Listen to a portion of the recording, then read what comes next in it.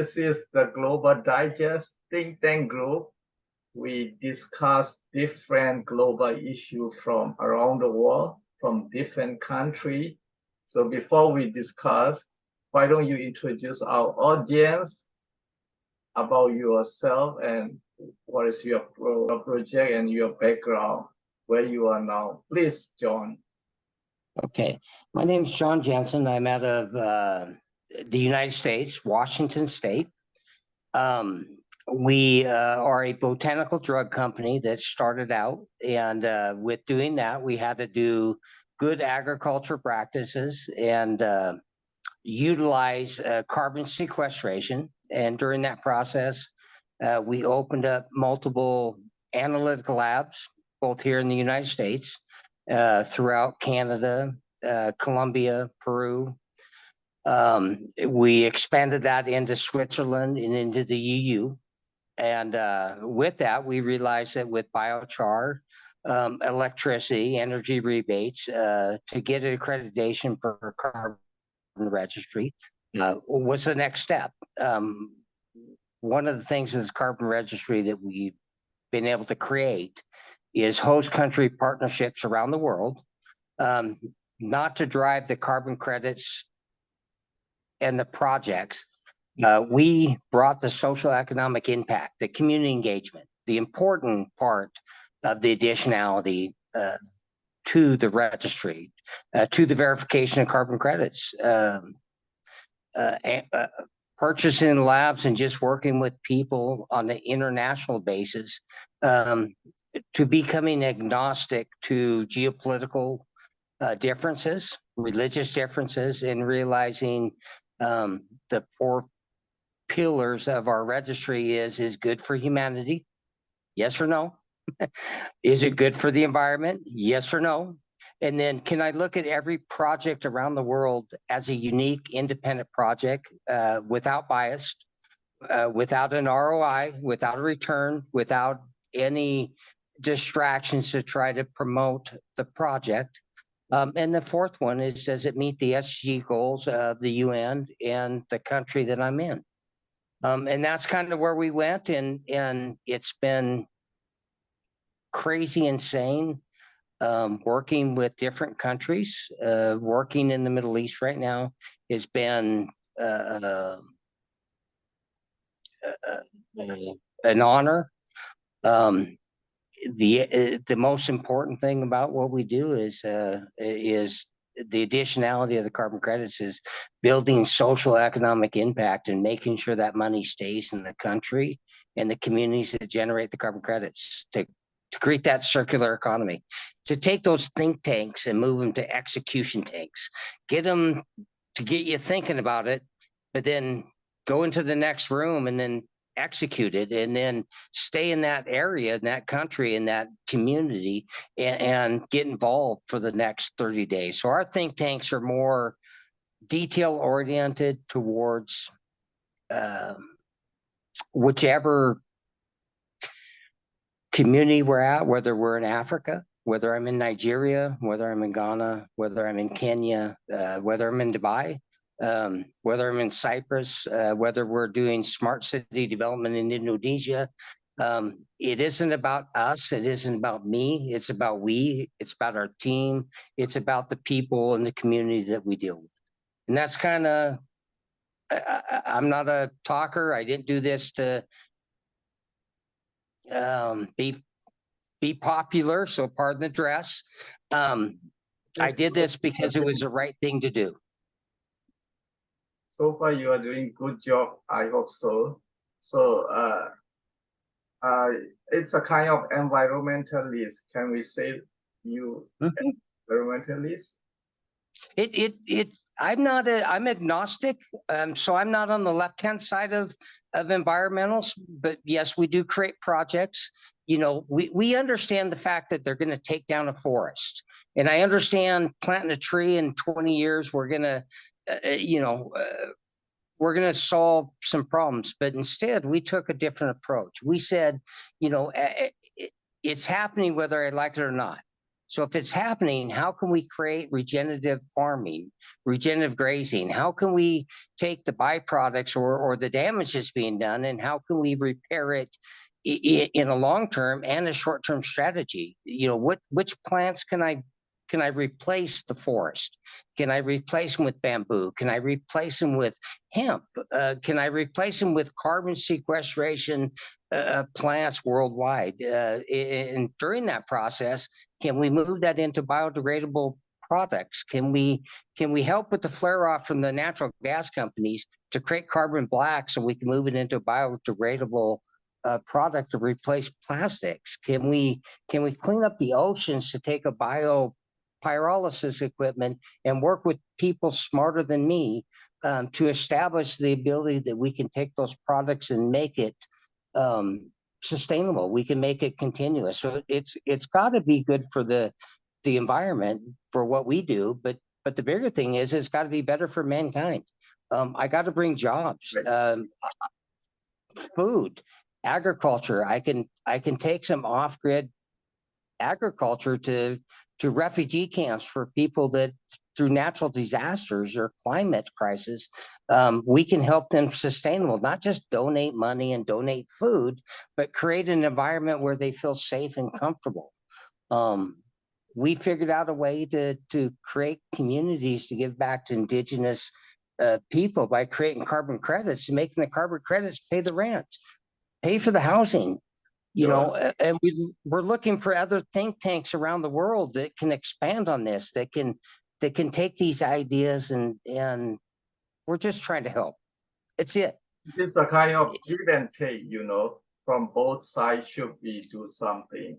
So if somebody like from your side or developed country side, they have, you know, financial, so they can provide financial aid, then it doesn't mean just giving. Also, the recipient has to do something like, you know, environmental development planning, plantations, or something, you know, give and take. They have to do both for the whole world environment issue.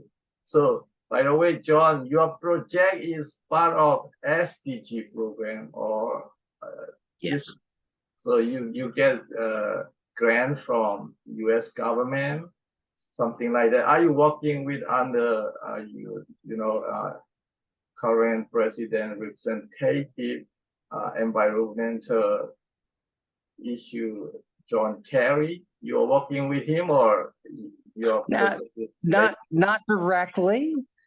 I don't get into the political games, but yes, we do work with the United States Climate Care Initiative. We do have working groups on the UN. Our partnerships around the world deal with taxonomy and creating MBR systems throughout the world. And currently, John Kerry, it's our Vice President Kamala Harris that is spearheading that on the United States side. But you made an interesting point about the funding. A lot of people come in and want to know if we'll fund their projects. We show them how to fund their own projects and how to create those carbon credits, and then we move them onto the U.S. markets, the primary markets here in the United States. Washington's cap and investment, California's cap and trade, Quebec's cap and trade.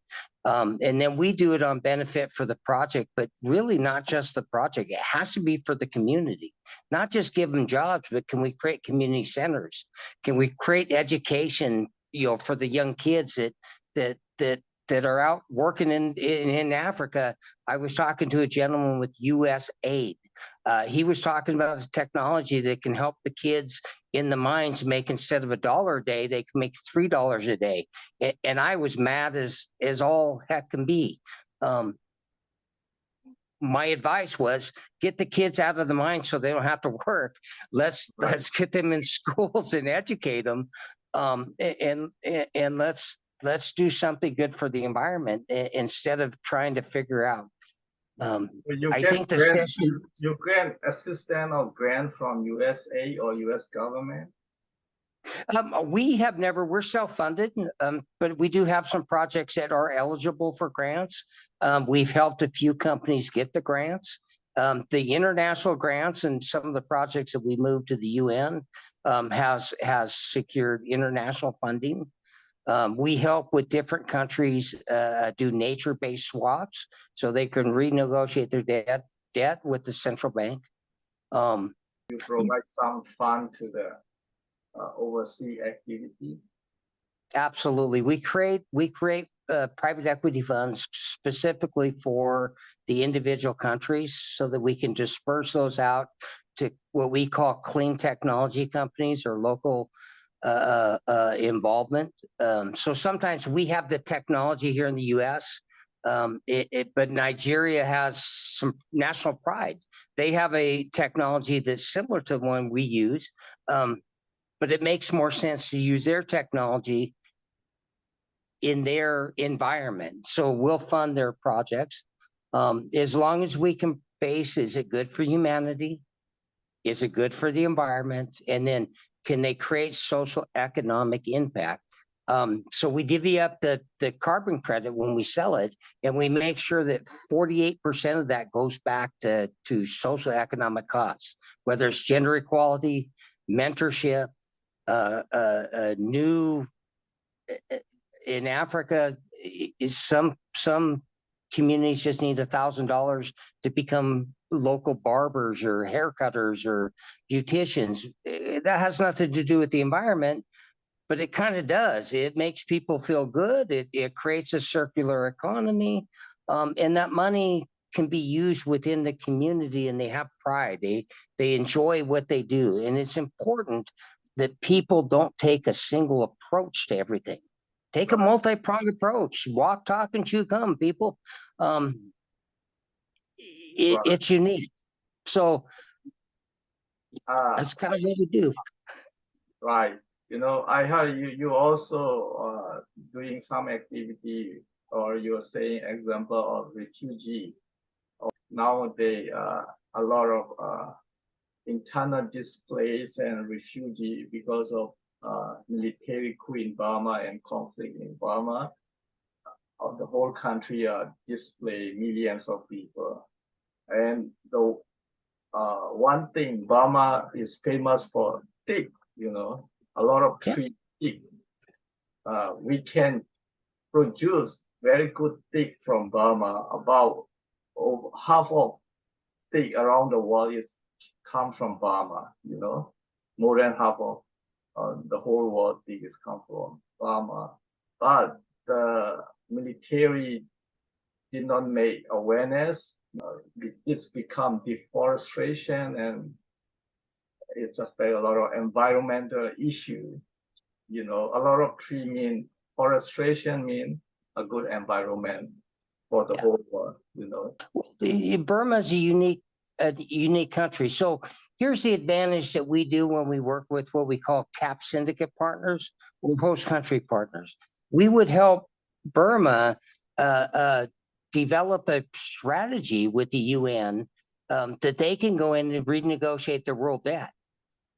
Back to that, there's no government, I don't care if they're really mean, bad to the people, if they can renegotiate their world debt and what they owe to the central bank and get additional funds to create carbon credits. But not only is the forestry good for Burma, understand the good agriculture practice fills the ocean and helps keep the oceans healthy. right. So you have the absolute ability in Burma to create a registry there in a host country agreement. And I would love to talk to you offline to figure out how to make that happen and address that to the country. You know, yes, you do have a bad military there that I'm sure is going to get involved. But I think we can do more good. You know, the problem is right now, it is the military could not control and protect the people, the whole country. They only control some city and some limited part, and opposition and arms group also cannot protect people and control properly. So it's a kind of failure. So you cannot rely on anybody in in Burma. So I've been talking before, diplomacy or engagement is failed in Burma. So it's the only option we are talking about second track. It means people to people engagement. We do private to private partnership agreements. Sometimes it's you, like you say, you got a government that won't work with you. So the only thing that you'd have to look at a individual country is to see if you can take those carbon credits that are created out of the country to make sure I can put them on the international trading platforms to fund. But usually I do private to private partnerships, public to private, private to public. Sometimes our cap syndicate partners and our host country partners may have 5 or 6 different people associated to it. Our Nigeria, I have five of us associated to the host country in Nigeria. Because they asked me specifically, 2 people within Nigeria wanted to be a part of that. So when the president served his last term, he was still on part of the registry to help bring jobs to the young people in Nigeria. So we'd have to look at the country individually and then find out how to make a strategy to make it work. But so far, I've worked with countries in the East, countries in the West, good politics, bad politics. But when they can renegotiate their debt, no matter how good or bad they are, when they realize that they can take in Burmese and do a nature swap with the UN. In politics, right? Right. I do not. I'm agnostic to it, but we do work with the politicians to create trading platforms and trading systems within their country. We help Jordan. I have no love for politicians. I think the parties have around the world have got out of control. I think people's intent in their hearts are to do good, but when they get elected into office, they get corrupted with power, greed, ego, and then the money comes in, and then pretty soon it gets out of control. I understand I got to work with them. Many people are doing double standard. Yep. So we have my organization is a Liberal Democracy Movement of Burma. We are doing our liberal democracy movement in line with US, European, and other liberal country. So I don't know how this is. We are not government. We are just organization. So we can do. We are fit in the category of private to private business. Well, it's back to that. We're, as a carbon registry, I don't care about the money that's made on the project. That's up to the business owner to do. But the additionality of creating the carbon credits and being able to trade them on platforms and use that money for a good purpose, I think that your organization, as being a political organization, is I believe that you guys are more community based to make sure that the people of Burma are taken care of. My organization is Liberal Democracy Supporter. Those people are gathering. We call Liberal Democracy Movement in Burma. So this is our group. I will look into that tomorrow and figure out how we can create a strategy. Then I'd send that over to you and get the process started. What's important for the registry and the partnership in the country is, do we have people that can verify it? Do we have people that can monitor it to make sure that it's real?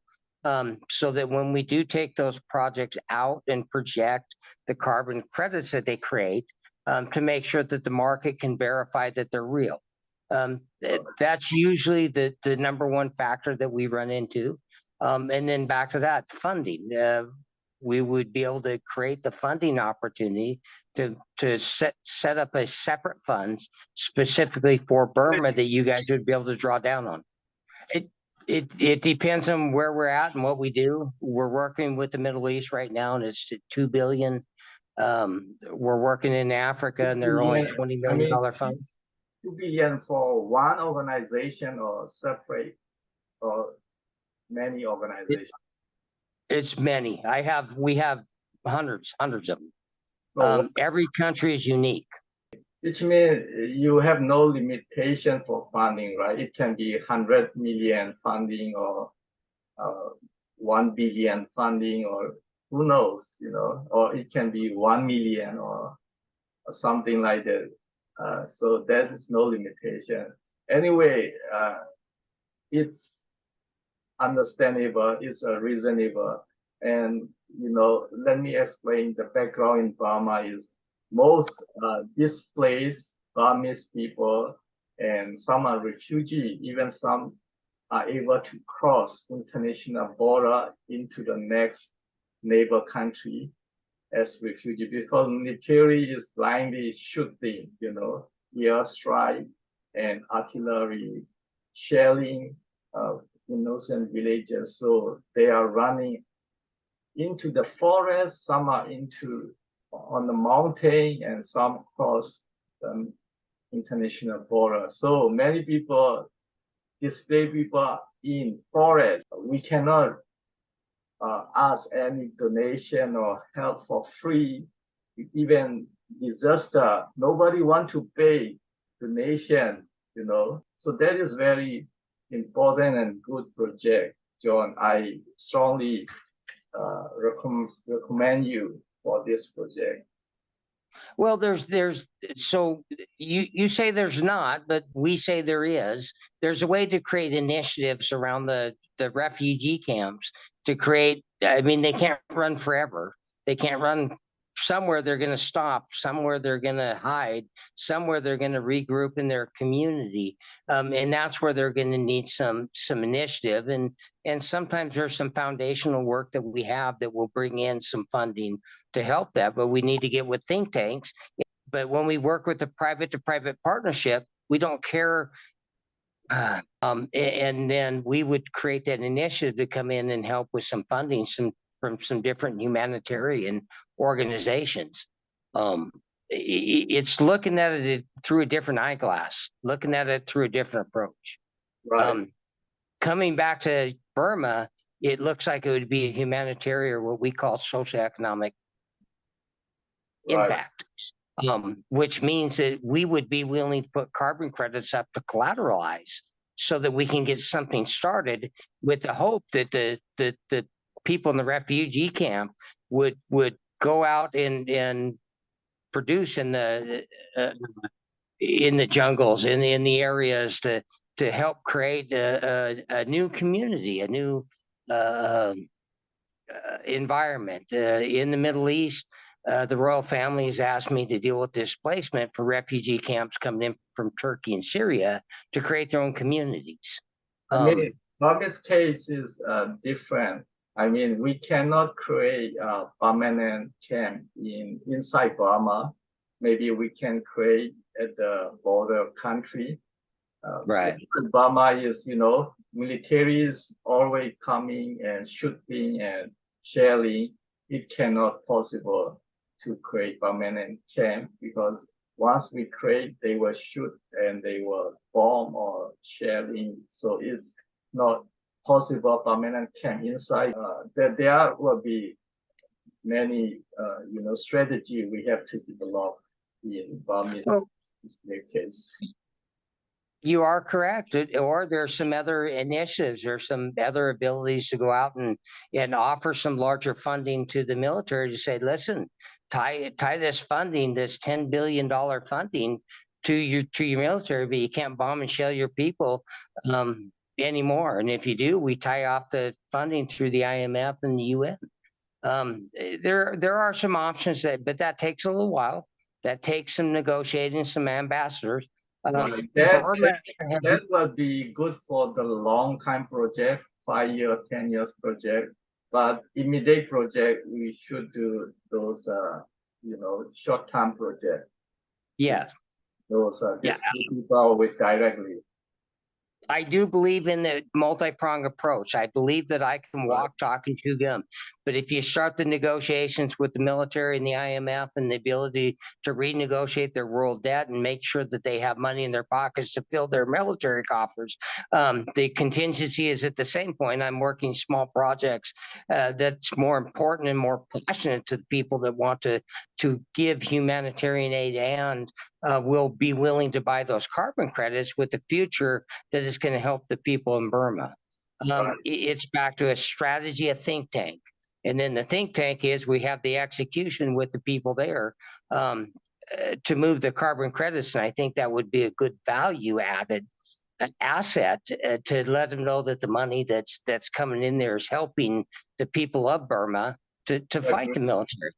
I agree with you. We can do a different strategy, and we can also approach all stakeholders, including military, government, not shelling or bombing innocent people. But I don't think they were willing to accept immediately because they are not caring about environmental or human rights or humanitarian, or they are authoritarian, are very difficult to persuade. But we will put that strategy,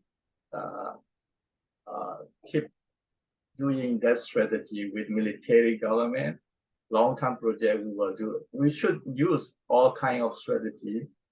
Also, if we can approach IMF and all the funding organization, we using various strategy, and we are doing right now some small project, and we are also keep doing engaging with the bigger project with the military, government, and all stakeholders.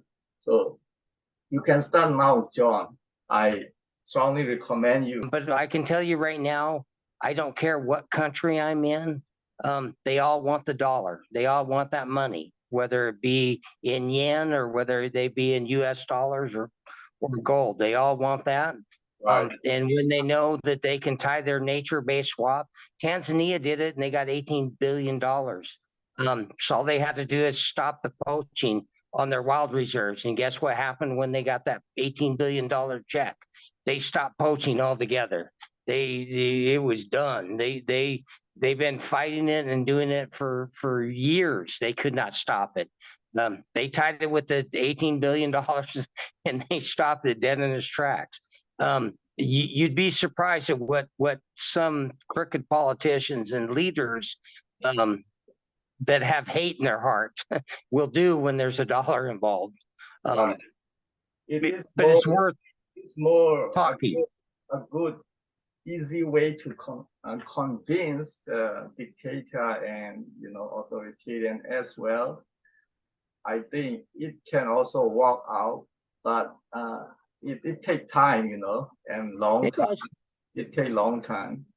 It's what I do know is that a lot of the leaders that are willing to put humanitarian and buy their distress assets in the countries, they make a lot of improvement. I know when the royal family come and bought distress assets in Africa, a lot of the conflict stopped dead in its tracks. And my hope and my wish is even if it stops for a day, I'd be good. But meanwhile, yes, let's start small projects. They're doable. They're easy to fund. They're easy to accomplish. It is a process. It doesn't happen overnight, but it starts with a conversation.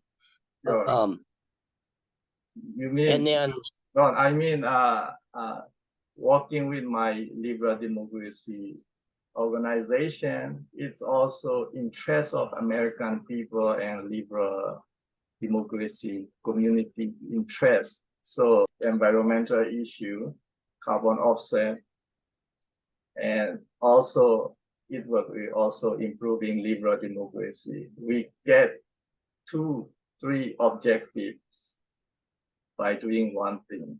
So I think it's good for win-win situation. It has a lot, and with the SDGs, that would tie into 7 or 8 different SDGs. We'd stop poverty, we'd end hunger, we'd start with education in the community, we'd do the environmental thing, it'd be partnership. The only offer there is social justice. And we can work on that in the long-term strategy. As these carbon projects are 7 to 12-year projects or 3 to 5 years, I start small and I work my way up. So I would love to have the conversation. Like I say, we'll exchange emails, send the information over to each other. I'll start the CAP syndicate with you. That will come from Tiffany Chase. Definitely. And Sure.